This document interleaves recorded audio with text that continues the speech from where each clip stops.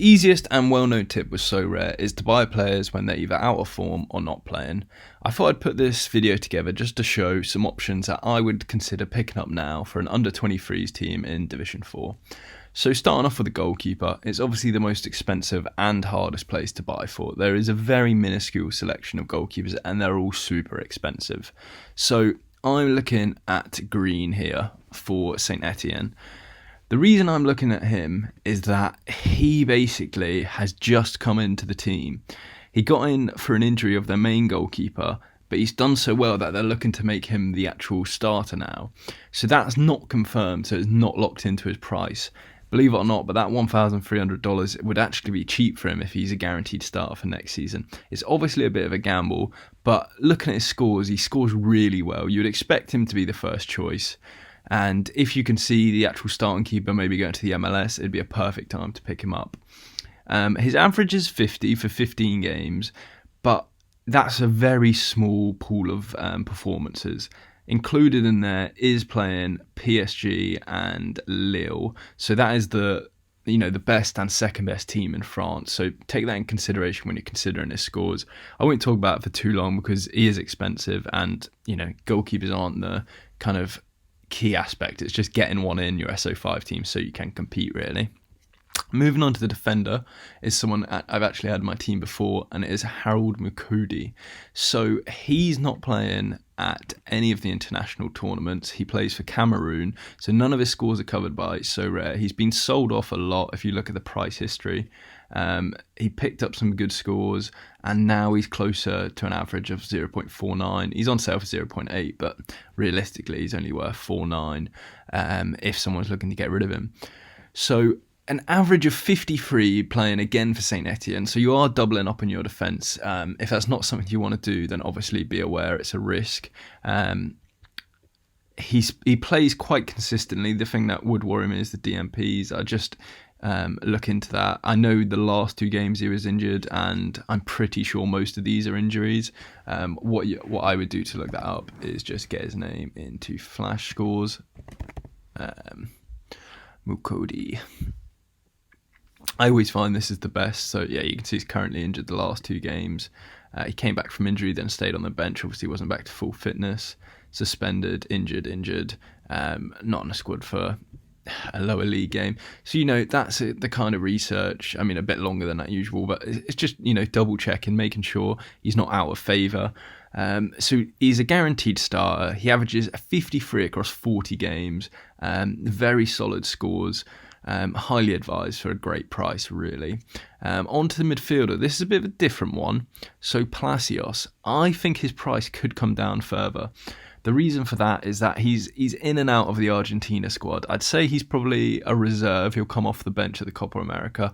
But because there's such a small selection of players in the under-23 division at the Copa America or the Euros, just coming off the bench could put up a good score and help you win a prize. So the reason I consider him undervalued is not because of his average. Average is 48, which is fine. But he's been significantly injured last season. He's obviously a really good player because he's only 22 and he's starting in the Bundesliga. But he had this long period where he's injured. And you got to remember, when you come back from injury, you're not at full fitness. So he's only playing 36 minutes, 9 minutes. That is international as well. Against Werder Bremen in the last season, he got a 59. He's only played 45 minutes there and 29 minutes there. So, when he's fully fit, he will be the starter at Bayer Leverkusen. He's a really solid player. And I could see these averages moving up to 55. And then he's competing with some of the big boys and you're getting him for, a quarter of the price, really. Let's look at his price history. So reasonable stagnant at the moment. I'd look to see if that comes down after the Copa America. That's when I'd be looking to buy, or when Argentina go out, because people will be looking to, get rid of him and focus on another team. On to the attacker then. So an attacker I've actually got in my own team. This is the only card from my selections I currently own, if anyone was wondering. And it's Randall Muani of Nantes. So I wouldn't call him undervalued. I'd call him fairly valued. I picked him up when he was undervalued, but you just get lucky sometimes, I guess. But if you look at his price history, he came down from 2.8 I think I picked him up around here, 1-4, and then he started scoring really big scores. You can see in the last 5 he added 67. Not included in that is actually the playoff game where he scored again. So, he's on really solid form, and even better than that, he might get a transfer away because they're basically at the bottom of League One where they had to play the playoff to stay in.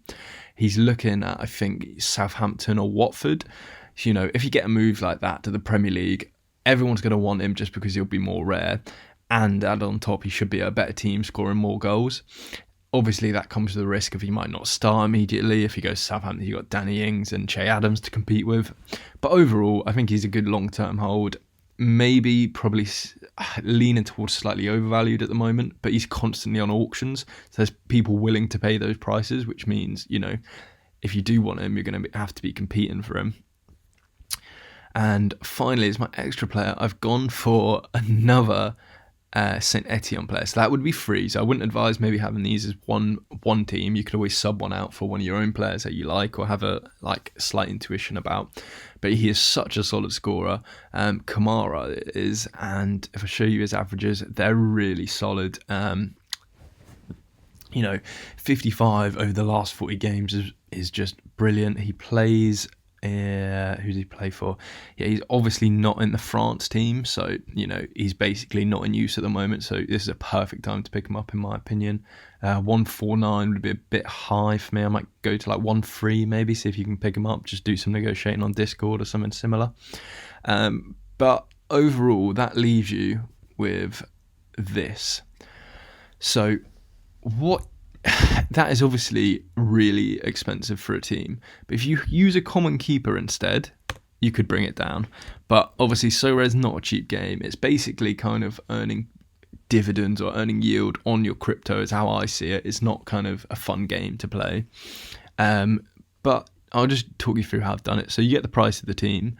You take their 40-week average. So Green didn't have one because he didn't play enough games, but I just used an average of his 5 and 15.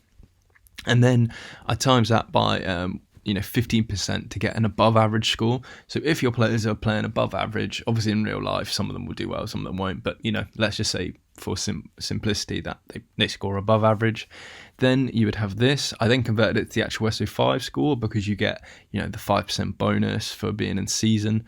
And these cards won't have it, but it's really easy to grind training, so where you can basically get them up to a similar standard or just buy them at that at the bonus XP, and that gets you to 321, and that's just above average. That's not blowing the lights out here. So I compared that to the newly developed prize pools. So this isn't finalised obviously, but in the last week there was 75 spots got prizes. It will still have some tweaking, but let's just use it as a rough estimate. From that I then had the last 4 scores between the first place and the 75th place. So if you're getting an above average score of 321, in basically all of these positions, you're going to be picking up a card. So then, every above average game week, you've got some income coming in the form of a card. And then when you do blow the lights out, you can take down maybe, a star rare and 360 quid and just eat back into kind of the price really. And that's it really. If there is any questions you do have, or you have any tips that you think for the under 23 league coming up, it's not a cheap league to compete in because you can hold these players for a long time.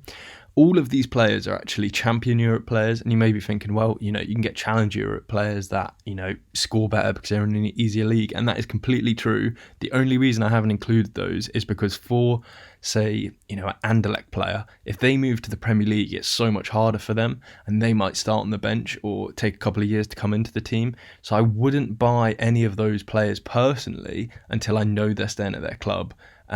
So when they're staying at the club, you either get them in September, August, or you get their new season cards. And that's kind of where the question of, do you buy this year's cards or do you buy, last year's cards? For me, it depends. Someone like Randy Moani, who might get a transfer and never have a card again, I'm obviously trying to pick up now, although I have him. Mikodi and Kamara, none of them feature in any of the international tournaments. I'd pick it up now.